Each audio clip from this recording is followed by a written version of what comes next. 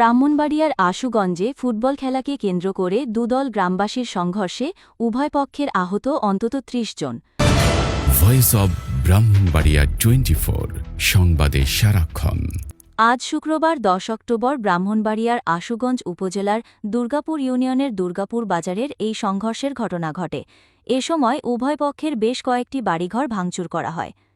Police ও স্থানীয়রা জানায়, বৃহস্পতিবার ৯ অক্টোবর বিকেলে ফুটবল খেলাকে কেন্দ্র করে দুর্গাপুর এলাকার বড়বাড়ি ও মুন্সিবাড়ির লোকজনের মাঝে কথা কাটাকাটি হয়। এক পর্যায়ে হাতাহাতির ঘটনা ঘটে। পরে রাতেই উভয় পক্ষের লোকজন সংঘর্ষে নেমে যায়। পরে পুলিশ ঘটনাস্থলে গিয়ে পরিস্থিতি নিয়ন্ত্রণে আনেন। এরই জের ধরে আজ শুক্রবার সকালে উভয় পক্ষের লোকজন দেশীয় অস্ত্রশস্ত্র নিয়ে আবারও সংঘর্ষে জড়িয়ে পড়ে। ২ দফা চলা সংঘর্ষে উভয় পক্ষের অন্তত ৩০ জন আহত হয়।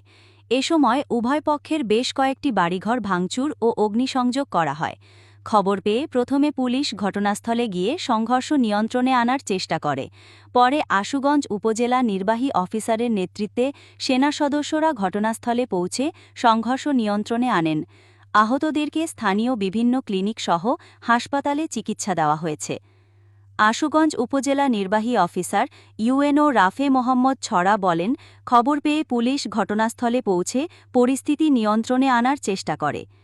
পরে সেনাবাহিনীর একটি দল ঘটনাস্থলে পৌঁছে পরিস্থিতি নিয়ন্ত্রণে আনে। পরবর্তী সংঘর্ষ এড়াতে ঘটনাস্থলে পুলিশ মোতায়েন করা আছে।